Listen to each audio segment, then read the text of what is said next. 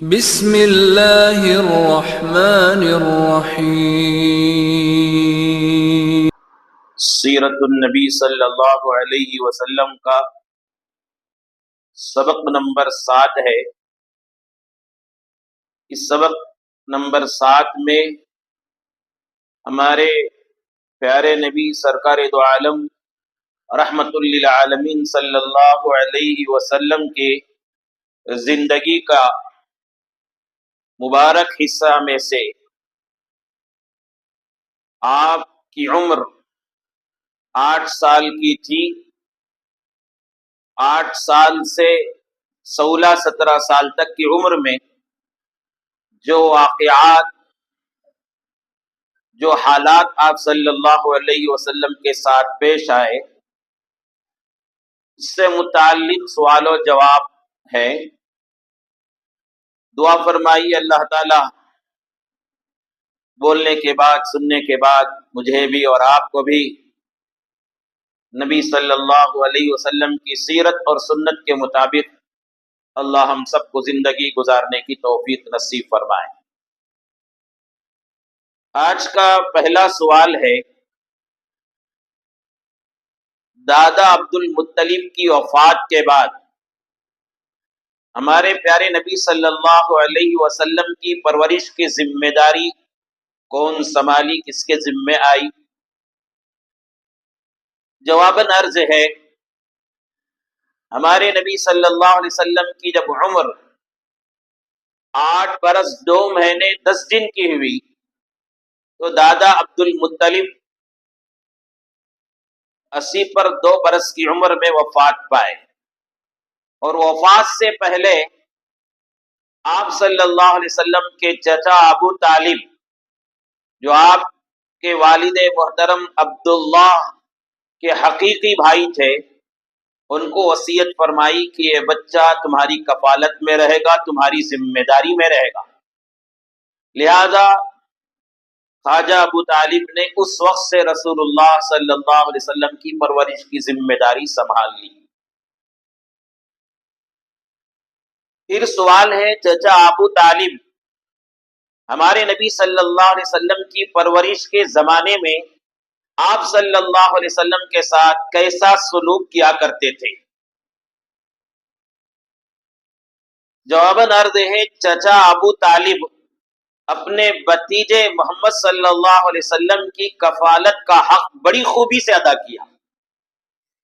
آپ کو اپنی اولاد سے بھی زیادہ بڑھ کر درجہ دیا اور بہت اعزاز، اکرام، احترام سے نوازا، اور آپ صلی اللہ علیہ وسلم کو بہت بابرکت بچہ سمجھتے تھے۔ ابن عساکر کی روایت ہے، مکہ المکرمہ میں ایک مرتبہ قحط سالی آ گئی، بارش برس نہیں رہی تھی، زمین سے غلہ نہیں اگ رہا تھا۔ تو اس زمانے میں ابو طالب ایک بزرگ کی حیثیت رکھتے تھے، تو مکے والوں نے ابو طالب کے پاس آ کر دعا کی درخواست کی، تو خواجہ ابو طالب بجائے دعا کرنے کے سرکار دو جہاں محمد رسول اللہ صلی اللہ علیہ وسلم، جو اس وقت چھوٹے تھے 7, 8, 9 برس کے، آپ کو اٹھا کر کعبۃ اللہ تشریف لے گئے، اور کعبۃ اللہ کی دیوار سے آپ کی پیٹھ کو چمٹا کر آپ صلی اللہ علیہ وسلم کی برکت سے دعا مانگتے رہے۔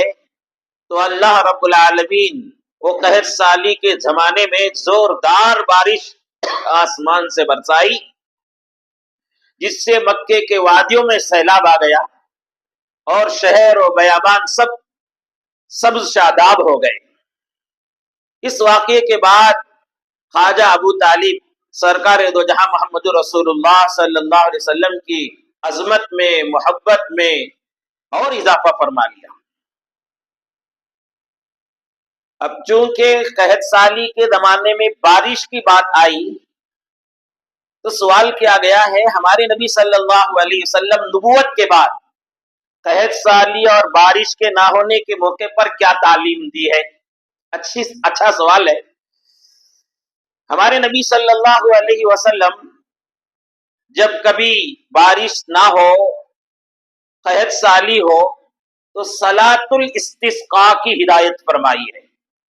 صلاۃ الاستسقاء کا مطلب یہ ہے کہ وقت کے امام لوگوں کو لے کر نہایت عاجزی اور تواضع کے ساتھ، انکساری کے ساتھ کسی کھلے میدان میں پہنچے اور بغیر اذان کے، بغیر اقامت کے 2 رکعت نماز لوگوں کو پڑھائیں۔ پہلی رکعت میں بہتر ہے سبح اسما کا سورہ پڑھیں، دوسری رکعت میں هل اتاک حدیث الغاشیہ کا سورہ پڑھیں اور بآواز بلند قرات کریں۔ نماز کے بعد خطبہ دیں۔ خطبے کے شروع میں نبی صلی اللہ علیہ وسلم سے مروی ہے، جو چادر اوڑھی جاتی ہے، جو رومال اوڑھا جاتا ہے، اسے پلٹیں، یعنی اوپر کا حصہ نیچے کریں، نیچے کا حصہ اوپر کر دیں۔ یہ ایک نیک شگون ہے کہ اب حالات بدل گئے بول کے۔ قبلے کی طرف منہ کر کے ہاتھ اٹھا کر دعا کریں، خوب گڑ گڑا کر دعا کریں۔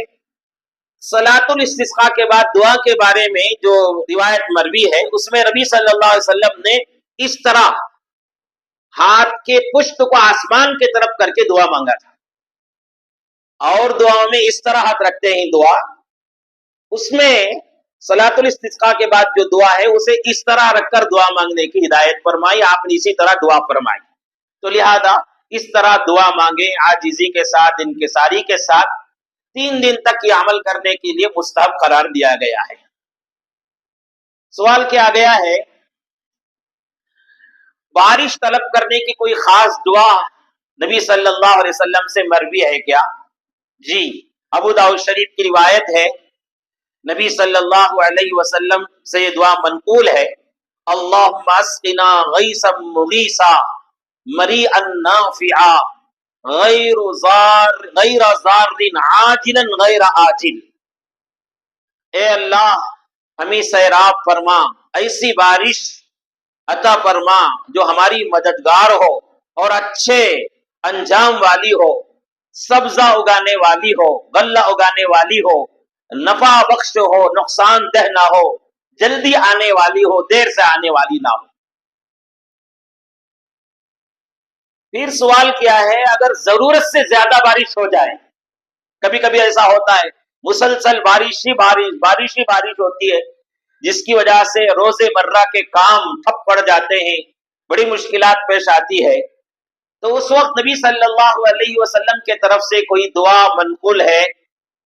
یہ سوال کیا گیا ہے۔ جی، بخاری شریف کی روایت ہے، نبی صلی اللہ علیہ وسلم سے یہ دعا منقول ہے، آپ یہ دعا تعلیم فرمائی، اللہم حوالینا ولا علینا۔ اس دعا کو ذرا غور سے سنو۔ عام طور پر طلبہ، طالبات اس دعا کو جو نئے ہوتے ہیں ذرا ٹھیک طریقے سے نہیں پڑھتے، ان کا پڑھنے کا انداز ہوتا ہے اللہم حوا علینا ولا علینا پڑھتے ہیں، یہ بھی غلط ہے۔ اللہم حوا الینا ولا علینا پڑھتے ہیں، یہ بھی غلط ہے، بلکہ صحیح اللہم حوا لینا ولا علینا۔ سمجھ میں آئی بات؟ اللہم حوا لینا ولا علینا، اس دعا کا مطلب اے اللہ ہمارے ارد گرد بارش برسا، ہمارے اوپر نہ برسا، ہمارے محلوں میں، ہمارے گھروں کے پاس نہ برسا، بلکہ پہاڑوں میں، وادیوں میں، سمندروں میں بارش برسا، جس سے ہمیں فائدہ ہو جائے۔ بہرحال جب بات یہ آ گئی تھی رسول اللہ صلی اللہ علیہ وسلم کے زمانے میں قحط سالی کی، تو اس سے متعلق کچھ دعائیں اور کچھ ہدایتیں آپ کے سامنے آ گئی۔ پھر سوال سیرت سے متعلق ہے۔ ہمارے نبی صلی اللہ علیہ وسلم کی عمر جب 12 سال کی تھی تو آپ کی مصروفیت کیا تھی؟ یہ 12 سال سے لے کر 20 سال 22 سال تک کی عمر جو ہوتی ہے، اس میں آدمی اچھا کھاتا ہے تو اچھا جسم بنتا ہے، اچھا پڑھتا ہے تو اسے اچھے ڈگریاں حاصل ہوتے ہیں، اور اسی دور میں عادتیں بھی بنانے کی ہوتی ہیں، اخلاق بھی بنانے کی ہوتی ہیں۔ اس لیے اس زمانے میں ذرا زیادہ توجہ خود انسان اپنے اوپر بھی کرے اور ان کے سرپرست بھی ان کے اوپر کرے۔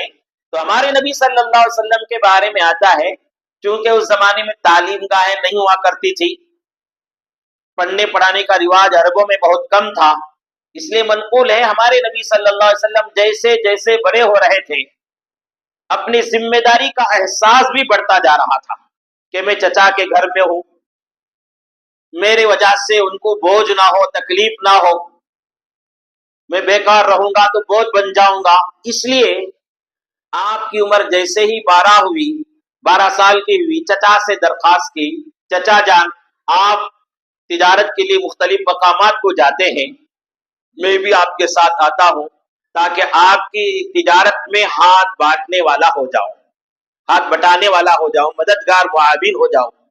चुनांचे चचा अबू तालिब ने आप सल्लल्लाहु अलैहि वसल्लम को 12 साल की उम्र में मुल्क शाम के सफर की तरफ निकले थे। इस सफर में एक वाकया पेश आया था, वो सवाल के तौर पर किया गया है। हमारे नबी सल्लल्लाहु अलैहि वसल्लम तिजारत के गर्ज से चचा अबू तालिब के साथ मुल्क शाम के एक शहर जब बसरा पहुंचे तो वहां बुहैरा नामी राहिब ने क्या पेशन गोई दी थी, इसका वाकया क्या है, सवाल किया गया है। हमारे नबी सल्लल्लाहु अलैहि वसल्लम जब 12 साल के हुए तो चचा अबू तालिब के साथ तिजारत के गर्ज से मुल्क शाम के सफर में निकले थे। बसरा शहर पहुंचे तो इस शहर में एक जरजीस नामी एक राहिब, एक इबादत गुजार, एक तौरात का आलिम, आसमानी किताबों का आलिम था, जिसे बुहैरा के लक़ब से भी मारूफ किया गया है। वो मारूफ है बुहैरा के लक़ब से। जब काफिला वहां पर पहुंचा तो उसकी आदत आमतौर पर यह थी कि वह अपने घर से नहीं निकलता था, अपने इबादत गाह से नहीं निकलता था। कोई आओ कोई जाओ, उसे कोई परवाह नहीं होती थी। लेकिन ख्वाजा अबू तालिब का ये काफिला पहुंचा तो उसने अजीब व गरीब मंजर देखा था खिड़की से, इसलिए वो अपनी इबादत गाह से निकला, गिरजा घर से निकलकर काफिले के अंदर आया और काफिले वालों को मेजबानी की, खाना खिलाया। उस जमाने में आमतौर पर रास्तों में होटल वगैरह खाने का इंतजाम नहीं होता था, गांव वाले ही खाने का इंतजाम कर दिया करते थे। तो इसने खाने का निजाम बनाया और उसके बाद रसूलुल्लाह सल्लल्लाहु अलैहि वसल्लम को गौर से देखने लगा। गौर से देखकर पहचान लिया ये नबी हैं, आखिरी नबी हैं, ये रसूल हैं। क्योंकि नबी सल्लल्लाहु अलैहि वसल्लम के अंदर वो तमाम औसाफ वो देख रहा था जो तौरात में, इंजील में नबी सल्लल्लाहु अलैहि वसल्लम के बारे में बयान किया गया था, तो वो सब देख रहा था। उसने अपना हाथ पकड़कर, रसूलुल्लाह सल्लल्लाहु अलैहि वसल्लम का हाथ पकड़कर लोगों के सामने कहा, ये बच्चा सैयदुल आलमीन है, ये आखिरी नबी है, ये रहमतुल लिल आलमीन है। अबू तालिब ने कहा कि आपको कैसे मालूम हो गया? उसने कहा कि जब तुम्हारा काफिला घाटी से आ रहा था तो दाएं बाएं जानिब का कोई दरख्त, कोई पत्थर ऐसा नहीं था जो इस बच्चे के लिए सजदा ना कर रहा। और ये दरख्त, ये पत्थर, ये शजर, ये हजर नबी के अलावा किसी को सजदा नहीं करते हैं। उसके अलावा नबी सल्लल्लाहु अलैहि वसल्लम के दाएं मुंडे पर एक छोटा सा गोश्त उभरा हुआ था जिसे महरे नबुवत कहते हैं, वो मौजूद था। उसने कहा कि मैं इसके जरिया पहचानता हूं ये नबी, आखिरी नबी हैं, ये बाद में चलकर नबी बनेंगे। ये सब अलामतें हमारी किताबों में मौजूद हैं। उसके बाद उसने मशवरा दिया ख्वाजा अबू तालिब को कि इस बच्चे को वापस कर दो, मुल्क शाम लेकर ना जाओ, मुल्क शाम लेकर जाएंगे तो यहूदियों में से बाजों के तरफ से इस बच्चे के लिए जान का खतरा है, इसलिए इस बच्चे को लेकर वापस चले जाओ। तो ख्वाजा अबू तालिब ने रसूलुल्लाह सल्लल्लाहु अलैहि वसल्लम को अपने चंद गुलामों के साथ मक्कतुल मुकर्रमा वापस कर दिया। और वापस आने के बाद मक्कतुल मुकर्रमा में आपकी मसरूफियत क्या थी? गए थे तिजारत के गर्ज से, वहां पर कोई ऐसा वाकया पेश आ गया था जिसकी वजह से वापस आना पड़ा, तो आकर घर में क्या खामोश बैठ गए थे? जैसे कि बहुत से हमारे नौजवान बच्चे जाते हैं काम के लिए, इंटरव्यू देते हैं, पास नहीं हुए, उनके मेयार की नौकरी उन्हें नहीं मिलती है, उनके मेयार का उनकी मुलाजिमत उनको नहीं मिलती है, तो वो अपने मेयार की नौकरी तलाश करते करते बुढ़े हो जाते हैं और तब तक बच्चों वालिदैन पर, सरपरस्तों पर बोझ बने रहते हैं। नबी सल्लल्लाहु अलैहि वसल्लम का तरीका यही नहीं था। तिजारत के गर्ज से निकले थे, لیکن وہاں پر کسی وجہ سے واپس کر دیے گئے تو آپ علیہ الصلوۃ والسلام مکۃ المکرمہ دوبارہ تشریف لے آئے. تو سوال کیا گیا ہے ہمارے نبی صلی اللہ علیہ وسلم ملک شام سے واپس ہونے کے بعد ذریعہ معاش، کمائی کا ذریعہ کون سا پہنچا اختیار کیا؟ جواباً عرض ہے نبی صلی اللہ علیہ وسلم شروع جوانی میں کوئی خاص کام متعین نہیں تھا آپ کا، بلکہ جو کام بہتر میسر ہوتا وہ کام کر لیا کرتے تھے، مگر بیکار نہیں رہتے تھے. یہاں تک کہ نبی صلی اللہ علیہ وسلم کے بارے میں آتا ہے، سوال بھی کیا گیا ہے ہمارے نبی صلی اللہ علیہ وسلم مکۃ المکرمہ میں بکریاں چرایا کرتے تھے اور اس کی مزدوری لیا کرتے تھے، یا کتابوں میں ہے کیا؟ جی، سیرت کے کتابوں میں موجود ہے. ہمارے نبی صلی اللہ علیہ وسلم بنو سعد کی بکریاں چراتے تھے اور دوسرے اہل مکہ کی بکریاں بھی چرا کر مزدوری کرتے تھے اور مزدوری لیا بھی کرتے تھے، تاکہ گھر والوں کو ان کے طرف سے بوجھ نہ ہو. جو مزدوری ملی وہ گھر والوں کو دے دیا کرتے تھے تاکہ گھر والوں کے لیے معاون اور مددگار ہو جائے. سوال کیا گیا ہمارے نبی صلی اللہ علیہ وسلم کا پسندیدہ ذریعہ معاش، آپ کون سی تجارت، کون سے کام کرنے کو پسند کرتے تھے؟ کتابوں کو پڑھنے سے، حدیث کی کتابوں کے مطالعے سے معلوم ہوتا ہے کہ آپ صلی اللہ علیہ وسلم کو تجارت بہت پسندیدہ عمل تھا. ہمارے نبی صلی اللہ علیہ وسلم کو تجارت پسند فرمایا کرتے تھے. نبی صلی اللہ علیہ وسلم خود بھی تجارت کی ہے اور تاجروں کے حوصلہ افزائی کے لیے ارشادات بھی فرمائے. حدیث کی کتاب میں آتا ہے رسول اللہ صلی اللہ علیہ وسلم نے فرمایا التاجر الصدوق الامین مع النبیین والشہداء والصدیقین او کما قال علیہ الصلوۃ والسلام، کہ نبی صلی اللہ علیہ وسلم نے تجارت میں سچائی کے ساتھ، امانت داری کے ساتھ، وعدہ وفائی کے ساتھ تجارت کرنے والوں کی حوصلہ افزائی فرماتے ہوئے فرمایا یہ صرف تمہاری دنیا نہیں ہے بلکہ تم تجارت کرو اس طرح پر کہ اس میں سچائی کے دامن کو تھامے رہے اور امانت داری، دیانت داری کے ساتھ تھامے رہے، کے دامن کو تھامے رہے تو انشاءاللہ یہ عمل تم کو جنت میں نبیوں کے ساتھ، صدیقین کے ساتھ، شہداء کے ساتھ بھی یہ عمل، تجارت کا عمل تمہیں وہاں تک پہنچا دے گا. لہذا نبی صلی اللہ علیہ وسلم کو تجارت پسند تھی. آپ صلی اللہ علیہ وسلم بعد میں چل کر تجارت بھی فرمایا. حضرت خدیجہ رضی اللہ عنہا ایک مالدار عورت تھی، بیوہ عورت تھی، معزز خاندان سے تعلق رکھتی تھی.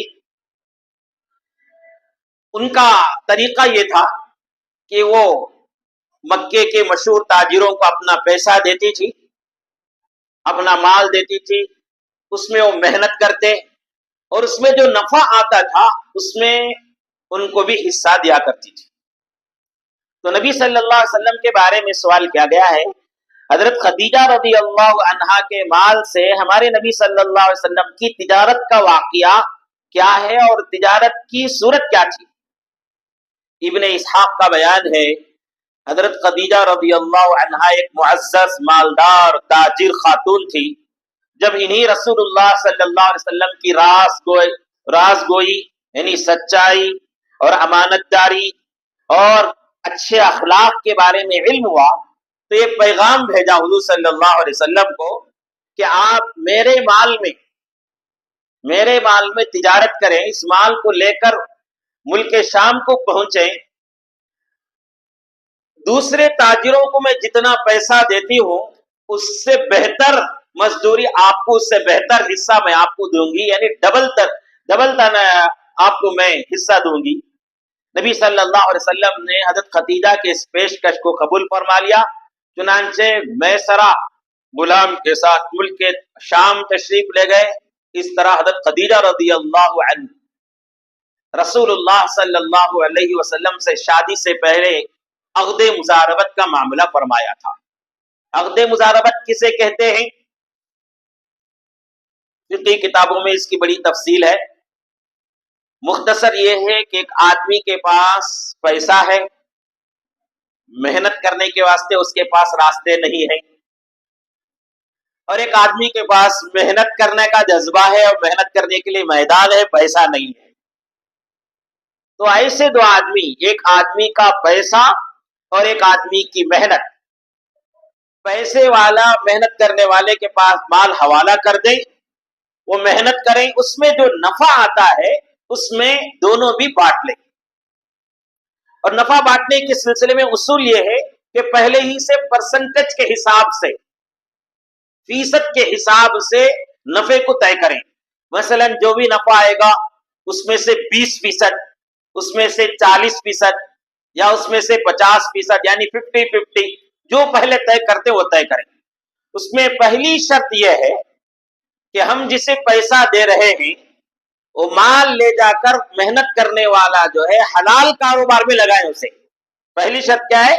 حلال کاروبار میں لگائیں، حرام میں نہ لگائیں. دوسری شرط یہ ہے کہ نفع متعین نہ ہو. مثلا ہم نے ان کو 15 لاکھ روپے دیے اور کہہ دیے کہ ہم کو مہینہ 15,000 روپے دے دینا. ایسا نہیں طے کرنا، بلکہ جو بھی نفع آئے گا، جو بھی نفع آئے گا اس میں مجھے 15%، 20%، 40% بول کے، 50% بول کے اس طرح طے کریں. اگر متعین طور پر میں 15 لاکھ روپے دیتا ہوں یا دیتی ہوں، آپ مجھے کما کر جو ہے مہینہ 15,000 روپے دے دینا بول کے یا 20,000 روپے دے دینا بول کے طے کرنا، یہ سودی کاروبار ہو جائے گا جو ناجائز اور حرام ہے. اس کو عقد مضاربت اور بیع مضاربت کہتے ہیں.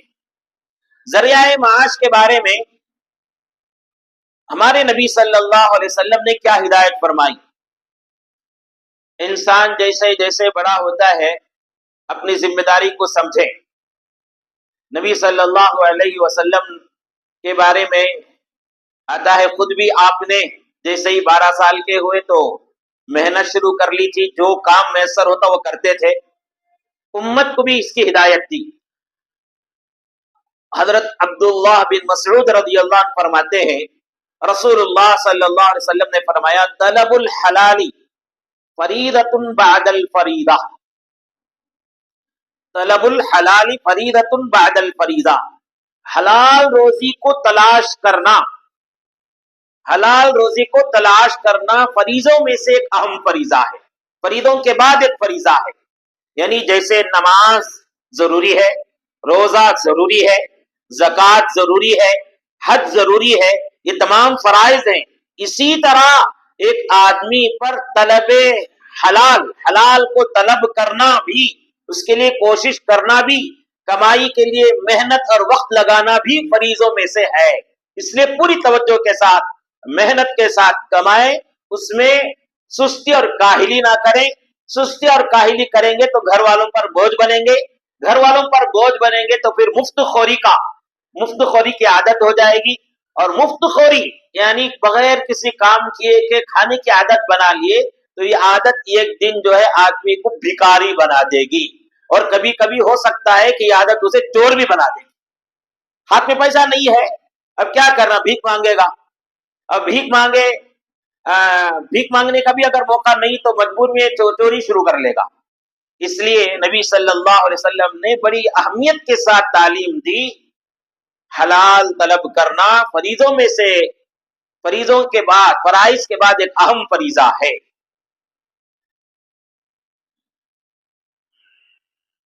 ایک سوال کیا گیا ہے، آخری سوال ہے، اسی پر انشاءاللہ مجلس ختم ہو جائے گی. عورتیں کیا تجارت کر سکتی ہیں، ملازمت کر سکتی ہیں، نوکری کر سکتی ہیں؟ سوال کیا گیا ہے. سب سے پہلی بات واضح طور پر آپ سن لیں، اسلام میں کمائی کی ذمہ داری مردوں کے حوالے کی گئی ہے. گھر سنبھالنے کی ذمہ داری عورتوں کے حوالے کی گئی. تو مرد محنت سے کمائے، گھر کی عورت کے کھانے پینے پہننے رہنے پورے اخراجات مرد سنبھالے. یہی شان ہے مرد کی.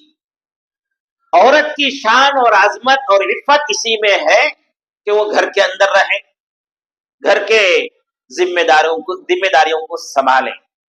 ہاں، کوئی عورت ایسی ہے جسے کھانے پینے کی تکلیف ہے، رہنے سہنے کی تکلیف ہے، کپڑے وغیرہ کی تنگی ہے، ان کے شوہر زندے تو ہیں لیکن کاہل ہیں، سست ہیں یا بیمار ہیں، کچھ نہیں کر سکتے، یا عورت بیوہ ہو گئی ہے، یا عورت کو ان کے شوہر نے چھوڑ دیا ہے، ایسی کوئی صورت ہے تو پھر ان کو تجارت کرنے کی اجازت ہے، ملازمت کرنے کی بھی اجازت ہے، لیکن سب سے پہلی شرط یہ ہے کہ وہ جو تجارت کریں گی، وہ جو ملازمت کریں گی، وہ حلال تجارت ہو، حلال ملازمت ہو، حرام نہ ہو، ناچ گانے میں یا موسیقی گانے بجانے میں یا بے حیائی بے شرمی کے ذریعہ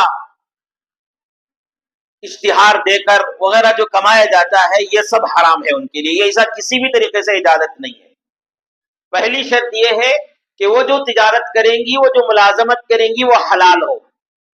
دوسری شرط یہ ہے کہ شریعت کے دائرے میں رہ کر کرنے کا اسے موقع ہو، یعنی پردے کی حفاظت ہو سکتی ہو، حیا کی حفاظت ہو سکتی ہو، اپنے پاک دامنی کی حفاظت ہو سکتی ہو، تو یہ تمام شرعی حدود میں رہ کر اگر وہ تجارت کرنا چاہتی ہے، ملازمت کرنا چاہتی ہے تو اس کی اجازت ہے۔ وہ بھی کس کے لیے؟ اس عورت کے لیے جس عورت کو جو ہے مجبوری پیش آ گئی ہو، ان کے شوہر ان کو خرچہ نہیں دیتے، یا ان کے شوہر بیمار ہیں، یا ان کے کوئی گھر کے مرد ان کو ذمہ داری سنبھالنے کے لیے تیار نہیں ہے، یا ایسا کوئی مسئلہ ہے، تو ان کو اجازت ہو سکتی ہے گھر سے باہر نکل کر تجارت اور ملازمت کرنے کی، محض معیار زندگی کو بلند کرنے کے لیے، یعنی مطلب مالدار ہونے کے لیے، شان و شوکت کی زندگی کے لیے گھر سے باہر نکل کر کمانے کی انہیں اجازت نہیں ہے۔ کیونکہ حضرت خدیجہ رضی اللہ عنہا کے بارے میں بات آئی تھی کہ وہ بیع مزاربت، عقد مزاربت رسول اللہ صلی اللہ علیہ وسلم کے ساتھ فرمائی کی تھی، اس وجہ سے اس کے ذیل میں کچھ مسائل آ گئے۔ دعا فرمائیے اللہ تعالی ہم سب کو عمل کی توفیق نصیب فرمائے، ہماری اس مجلس کو اللہ تعالی سارے علاقے میں اور خصوصاً ہمارے لیے دین پیدا ہونے کے لیے ذریعہ سبب بنائے، آمین۔ وآخر دعوانا الحمدللہ رب العالمین۔